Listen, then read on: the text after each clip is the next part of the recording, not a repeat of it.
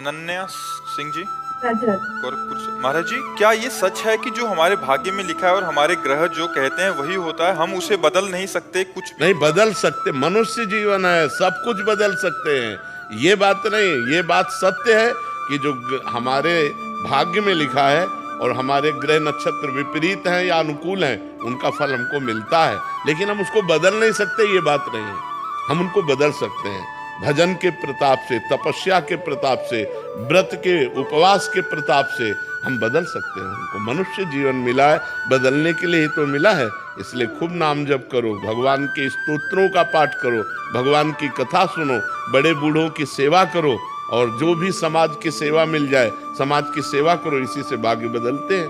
भाग्य क्या है महाराज जी? भाग्य है पूर्व में लिखित दुख सुख। पूर्व में लिखित है कि तुम इतने समय अकाल मृत्यु को प्राप्त होगे, इतने समय तुम्हारे कैंसर होगा, इतने समय ये होगा, पर आपने परोपकार किया, भजन किया, तप किया, हो के खत्म हो गया। झटका लगा कि ये मर गया, वो बच गया। वो बचाने वाला है, वो कहां से कैसे क्या विधान बनाता है, वो बहुत बड़ा खिलाड़ी है, बहुत बड़ा खिलाड़ी। उसी की शरण में हो जाओ, नाम जप करो, भाग्य बदल जाएगा। पूर्वी जी, कर्नाटक से। राधे राधे। राधे राधे। महाराज जी, अगर कोई व्यक्ति दूसरे व्यक्ति से क्षमा और सुधार का अवसर मांगे और उसे वो सद्मार्ग पर आना चाहे, तो वो अवसर देना चाहिए? देना चाहिए। गलती सबसे हो जाती, कभी कभी अच्छे लोगों से भी गलती हो जाती है, कुसंगवश अपनी वासना के वशीभूत कोई एकदम गलती हो गई, अब उसको पश्चाताप हो रहा है कि प्लीज हमें एक बार चांस दीजिए, मैं जीवन में गलती नहीं। हमें लगता है एक बार चांस देना चाहिए, एक बार क्षमा कर देना चाहिए। अगर वो बार बार पुनरावृत्ति करता है तो फिर वो नाटक करता है। कई बार अपने हृदय में देखा गया कि हमसे गलती हो गई, अगर हमको एक बार चांस मिल जाए तो हम जीवन में कभी गलती नहीं करेंगे, ऐसे स्वभाव वाला है तो उसे चांस दे देना चाहिए। अगर वो बार बार गलती करता है, इसका मतलब वो ढोंग करता है, वो नाटक करता है, फिर उसे दंड देना चाहिए, फिर उसे क्षमा नहीं करना चाहिए। विवेक खरे जी, झांसी से। राधे राधे। राधे राधे। महाराज जी, जैसे आप बहुत बार बताते हैं कि हमें प्रतिदिन कम से कम 24 मिनट तो नाम जप करना ही चाहिए। मैं पिछले 8-9 महीने से ये बिल्कुल एकदम प्रारंभिक स्थिति की बात है, एकदम प्रारंभिक स्थिति की बात है कि यार बिल्कुल नहीं करते हो तो 24 मिनट तो कर लो, मतलब शुरुआत तो कर लो। नहीं तो नाम जप को तो हमें हर समय भयभीत होकर जपते रहना चाहिए। पता नहीं किस समय मृत्यु हमारे शरीर को हमसे अलग कर दे, और अगर हम उस समय संसार के चिंतन में है तो हमारी दुर्गति हो जाएगी, अगर हम भगवान का चिंतन कर रहे हैं तो सदगति हो जाएगी। हमें चाहिए प्रतिपल हम अभ्यास करें भगवान के नाम सुमिरन का।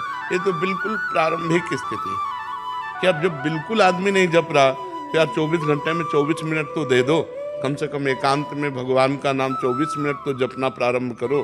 वो प्रारंभिक स्थिति की बात है, वो कोई प्रशंसनीय बात नहीं है। उतने को भी बांट देते हैं तो क्या कहते हैं, जो जिनको बांटता उनको भगवत प्राप्ति हो जाएगी। जितना जप करते हैं उसको भी पारिवारिक जनों में बांट देते हैं, तो क्या उनको भगवत प्राप्ति हो जाएगी? भगवत प्राप्ति तुमने कोई ऐसे खिलवाड़ समझा है क्या?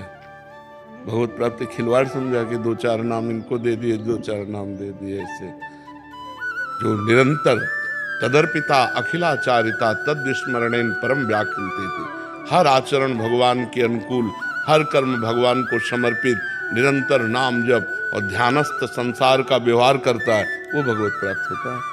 जो हर समय भगवान के चिंतन में रहता है, भगवत प्राप्ति ऐसे थोड़ी हो जाती है। गुरुदेव, मैं जैसे सुबह 24 मिनट करता हूँ, शाम को 24 मिनट, तो मैं मंदिर के सामने बैठ के करता हूँ। वैसे मैं निरंतर नाम जप करता हूँ, जब भी मुझे एकांत में करता हूँ। जैसे सुबह जब मैं प्रातः काल उठता हूँ 6 बजे, तो नहा धो के प्रातः काल में 24 मिनट प्रभु को देता हूँ एकांत में। और जैसे मैं काम कर रहा हूँ तो बिल्कुल, बहुत सुंदर।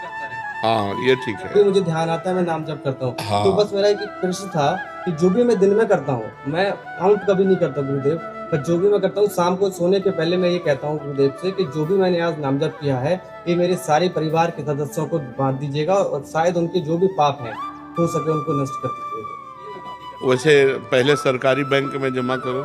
हाँ, पहले मैं राधा रानी को समर्पित करता हूँ, ये कहता हूँ जैसे आप कहते हैं कि उनके चरणों में बांट दीजिए, तो उनसे विनती। हाँ, ये अब सही है, अब सही, अब क्लियर मार्ग है। हाँ, ठीक है। आयुष जी, राधे राधे। महाराज जी, बाहर से तो खुश रहना आ गया, लेकिन अंदर से दुख को कैसे खत्म करें? वो खुशी क्या जो बाहर से करे, ये तो ड्रामा हुआ।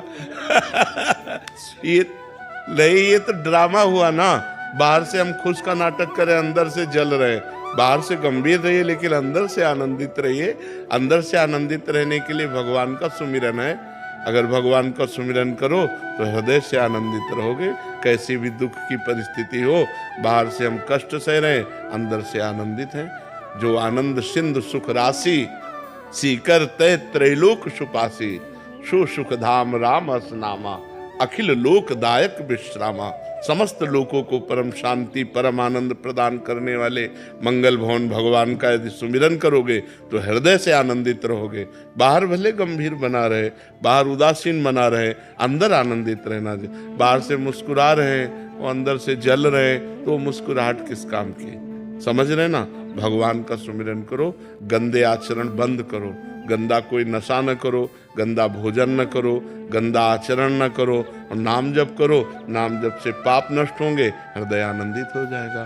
अगर गंदे आचरण करोगे तो बाहर की मुस्कुराहट, अंदर डिप्रेशन, अंदर व्यर्थ चिंतन, जो ओवर थिंकिंग है वही तो परेशान करती है। तो उसी में नाम लगाना है। जो हमारा व्यर्थ का चिंतन है उसमें नाम जप करना, राधा राधा राधा, कृष्ण कृष्ण राम राम। जो नाम प्रिय हो सब भगवत स्वरूप है। ठीक है चारू जी? राधे राधे महाराज जी। महाराज जी, सबसे बड़ा कर्म है, तो अच्छे कर्म के बाद नहीं, कभी कर्म नहीं, सबसे बड़ा धर्म है। धर्म युक्त कर्म है। अगर केवल कर्म है तो कर्म तो सब कोई कर रहा है, लेकिन दुर्गति को प्राप्त हो रहा है।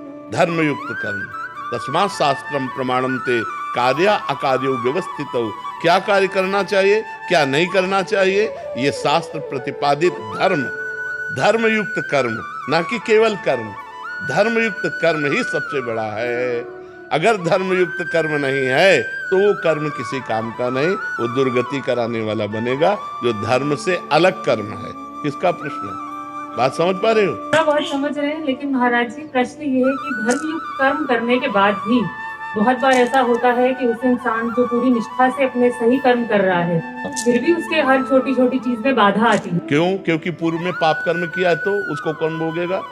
आज खेती जो बोई है, अभी काट लोगी 6 महीना लगेगा उस फसल को, लेकिन आज जो खा रही हो वो पूर्व का बोया हुआ है। पूर्व का किया हुआ पाप कर्म तुमको धर्म करने पर भी असफलता और निराशा और अशांति प्रदान करेगा। उसको सहो और धर्मयुक्त आचरण करो तो आगे सही हो जाएगा, तो आगे आपका जीवन सही हो जाएगा। हमारे भगवान के ऑफिस में कोई गलत निर्णय नहीं होता, राय से पाए नहीं। जो कर्म किए हो उसी को भोगना पड़ेगा।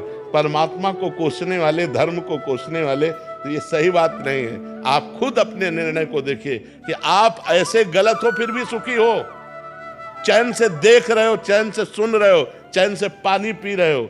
नहीं तो वो जब मालिक दंड का ऐसा विधान कर देगा कि जबान से पानी भी नहीं पी सकते, बोल भी नहीं सकते, देख भी नहीं सकते, सुन भी नहीं सकते। कर्मों का हिसाब देखो कैसे कैसे हमारे कर्म कैसे हैं। हम भगवान को कोसते हैं, लेकिन ईमानदारी से अपने कर्मों का अगर चिट्ठा हम खुद जांचें तो ऐसे होगा, ऐसे केवल ऐसे होगा। हम लोग अपने दोषों को छुपाकर, अपनी गलतियों को छुपाकर फिर धर्म और भगवान को कोसते हैं। नहीं, ये ठीक नहीं है।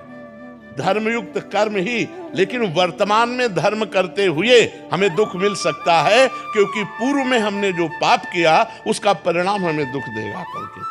पूर्व में हमने जो पाप किए हैं, जो पुण्य किए हैं, वो पाप और पुण्य सुख और दुख के रूप में आएगा। लेकिन आज जो हम धर्म से चल रहे हैं, ये कल हमें आनंद प्रदान करेगा। ये हमें आज नहीं, तुरंत की खेती थोड़ी है, तुरंत का परिणाम थोड़ी।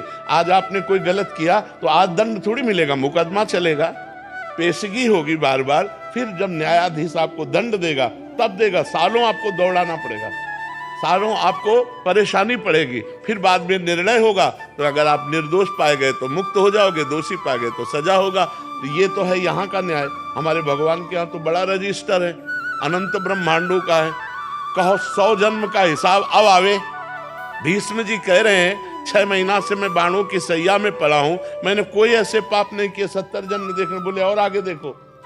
हमारे भगवान का जो रजिस्टर है वो थोड़ा खुलता लेट है, लेकिन जिस दिन खुलेगा उस दिन राय पाई का हिसाब एकदम करेक्ट होगा। तो हमारे तो हजारों अनंत जन्मों का हिसाब किताब भरा है, इसीलिए भजन कर लो जिससे पाप नष्ट हो जाए और तुम सुखी हो जाओ। अपनी बुद्धि काम नहीं करेगी, राधा राधा राधा भगवान की शरण में होके चलो तो आनंदित हो जाओगे।